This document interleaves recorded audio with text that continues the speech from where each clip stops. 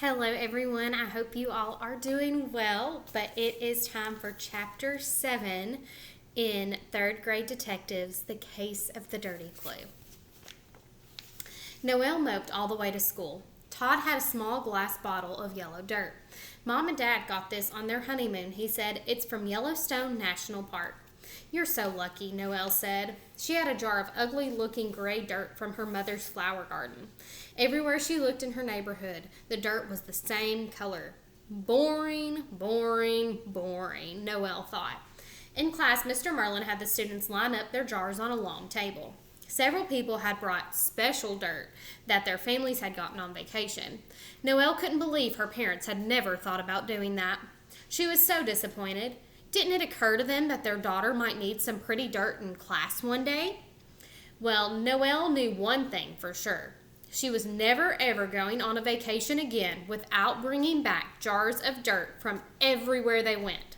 Noelle didn't care if it took 10 jars or 100 or even 1,000. Mr. Merlin taped a big map of the United States on the wall. It showed what kind of dirt was found in all the states. Some states were mostly yellow. Some states were mostly black. Some states were mostly red. Some states were made up of several colors. Noelle's state was mostly gray. One by one, Mr. Merlin told the class about the soil samples. He showed them on the map where the dirt had come from. When he got to Misty's red dirt, he said, "Where did you get this?" "My garage," Misty replied. Mr. Merlin blinked. "I don't understand," he said. "That red dirt was on my bicycle after the car ran over it," Misty explained. "I scraped it off and put it in this little jar." Mr. Merlin smiled. "Good work, Misty. I was hoping someone would think to look for dirt on your bicycle," he said. "Now I need to do a test on it." Noelle looked over at Todd. "He didn't do tests on the other dirt," she whispered. "Why is Misty's dirt so important?" Todd shrugged. "This may take several minutes," Mr. Merlin said. "Get out your spelling books and study all the words that start with Z. We'll have a test on them tomorrow." Noelle didn't want to study words that started with Z. She wanted to watch Mr. Merlin test Misty's red dirt. She was sure it had something to do with solving the mystery of who had run over Misty's bicycle. But she got out her spelling book anyway.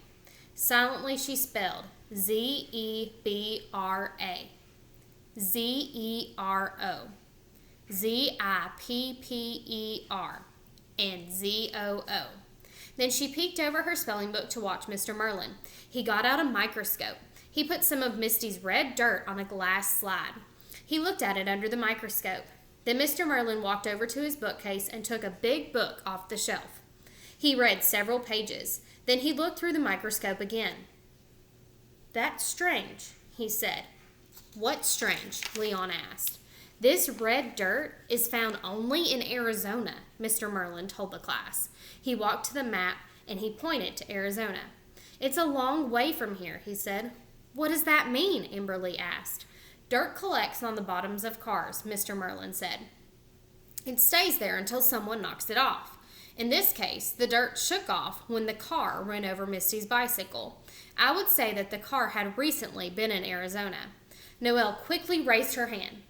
"I think we should look for a dirty white car that has Arizona license plates." "That's a very good suggestion, Noelle," Mr. Merlin said.